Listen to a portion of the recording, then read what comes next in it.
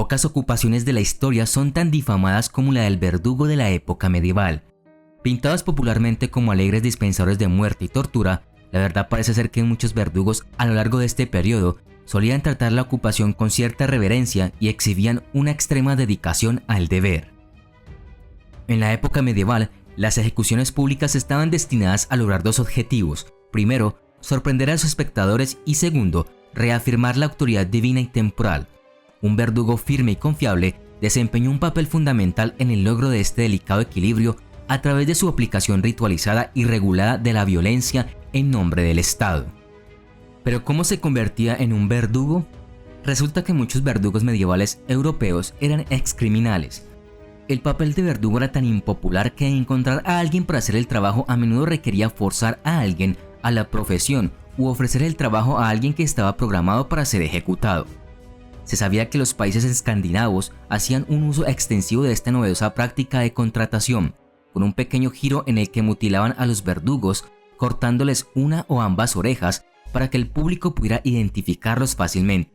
Tampoco era raro que las personas a las que se hacía verdugos de esta manera fueran marcadas en algún lugar de su cabeza, una vez más con el propósito de que su nueva profesión estuviera en este caso literalmente escrita en toda su cara. Todo esto nos lleva a por qué tantos evitaron la profesión como una plaga. Para empezar, el consenso general entre la mayoría era que al aceptar un trabajo así, uno estaba seguro de ser condenado en la otra vida. Esto fue a pesar del hecho de que en algunas regiones, como Francia, los verdugos fueron absueltos por decreto oficial de la Iglesia de los pecados cometidos en el desempeño de sus funciones. Esto todavía no impidió que el público en general considerara inmundos a los verdugos, lo que llevó al problema más práctico con el trabajo, casi ser excluido por completo de la sociedad. Sin embargo, el trabajo de verdugo también podría ser heredado, una profesión de familia. Aunque legalmente el cargo de verdugo no era hereditario, bien podía serlo. El título pasaba típicamente de hijo mayor a hijo mayor, con otros niños varones sirviendo como ayudantes o llenando vacantes en pueblos cercanos. Las hijas de los verdugos se casaron con los hijos de los verdugos y la endogamia, la práctica de casarse únicamente dentro de un grupo social, solo sirvió para reforzar su condición de forasteros, centrando la familia y no el acto de ejecución como objeto de repulsión. Debido a que los verdugos vivían separados de la sociedad y se casaban principalmente dentro de sus propias filas, los mismos apellidos salpican los libros de contabilidad de pueblos y ciudades de Francia, algunos se extienden a países vecinos como Alemania y Suiza.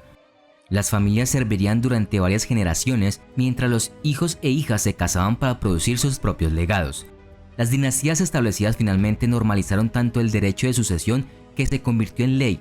Quizás la familia de verdugos más famosa fue la de los Sanson, que sirvió antes, durante y después de la Revolución Francesa.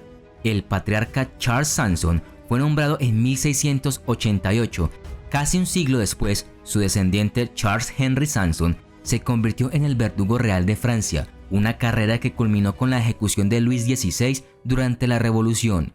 En total, Charles Henry Sanson ejecutó un total de 2.918 personas durante su nombramiento y supervisó la primera ejecución mediante guillotina.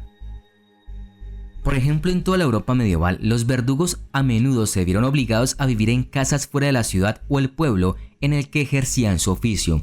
En los casos en que esto no era posible, tendían a vivir cerca de cosas como letrinas públicas, lepertorios o burdeles. De manera similar a los verdugos, a menudo se les negaba la ciudadanía en los pueblos y ciudades a los que servían, y por lo tanto tenían pocos derechos en la ciudad. Además, se les prohibía en gran medida ocupar cargos públicos o incluso ingresar a iglesias, baños públicos, etc. De hecho, algunos lugares de Europa llegaron incluso a instituir leyes dirigidas específicamente a los verdugos y lo que podían y no podían hacer en su vida cotidiana. Curiosamente, al menos desde una perspectiva moderna, otra profesión común para un verdugo bien entrenado era la de médico y cirujano. Más allá de ejecutar a personas, otra cosa que a menudo se llamaba a los verdugos a hacer era torturar a la gente por varias razones. Estas dos cosas, combinadas con la comunidad unida de verdugos que compartían sus conocimientos entre ellos, dieron como resultado que los verdugos de toda la vida tuvieran generalmente un conocimiento excepcional de la anatomía humana y por lo tanto se los llamaba comúnmente para tratar diversas enfermedades médicas.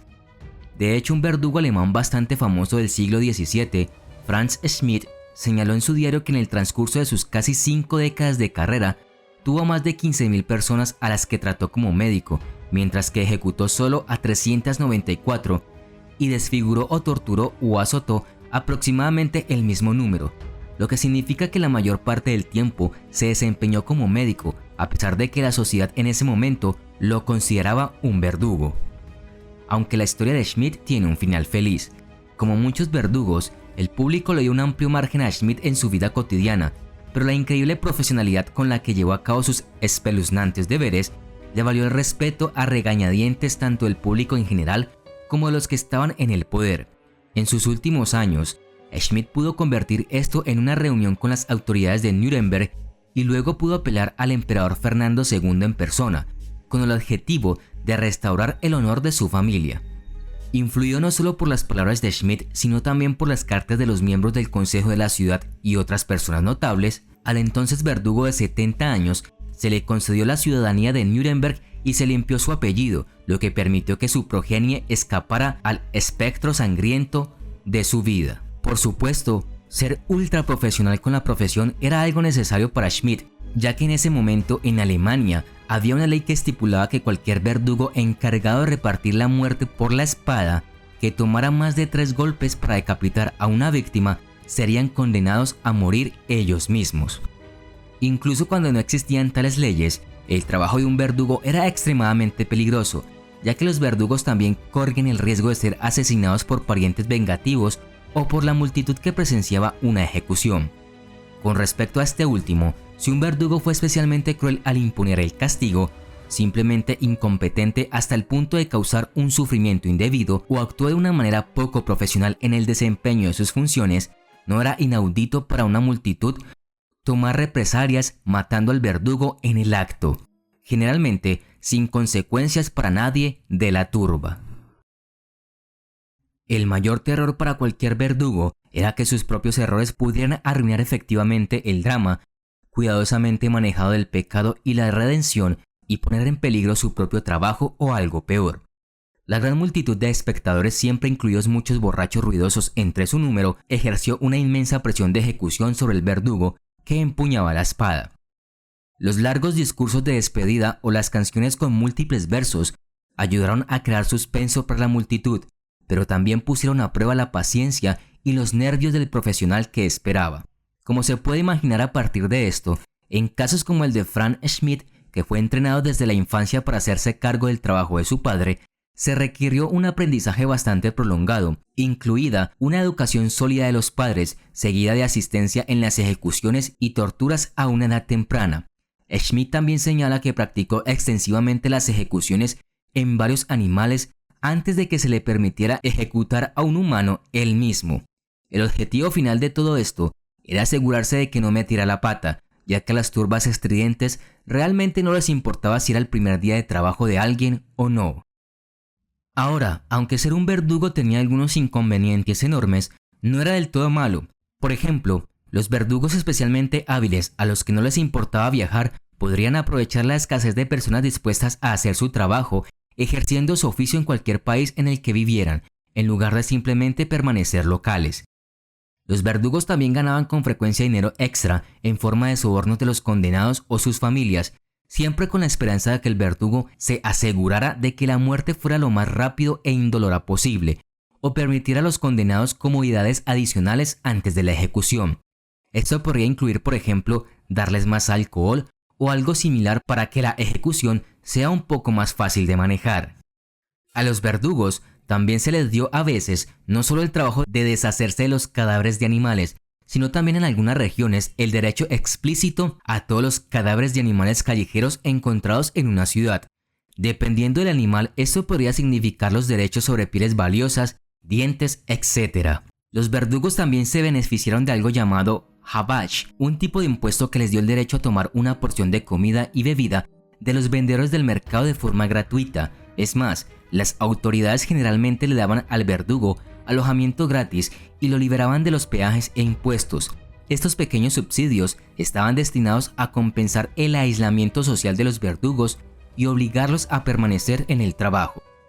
Finalmente, está el dinero que se le pagaría a un verdugo por realizar una ejecución, azotar o cosas por el estilo. Por ejemplo, según la información extraída de un antiguo estatuto fechado en una pequeña ciudad alemana en 1276, un verdugo podía ganar el equivalente a 5 chelines por ejecución. Esta es una cantidad aproximadamente igual a la cantidad de dinero que un comerciante calificado podría ganar en aproximadamente 25 días en ese momento. Del mismo modo, un verdugo que operara en Inglaterra unos 2 siglos después, en el siglo XV, podría, según se informa, ganar una tarifa de 10 chelines por ejecución. A medida que la pena capital fue desapareciendo, el trabajo empezó a escasear, así que estos profesionales de la muerte tuvieron que buscar otras formas de subsistir. El verdugo y su familia se deslizaron hacia las sombras de la historia.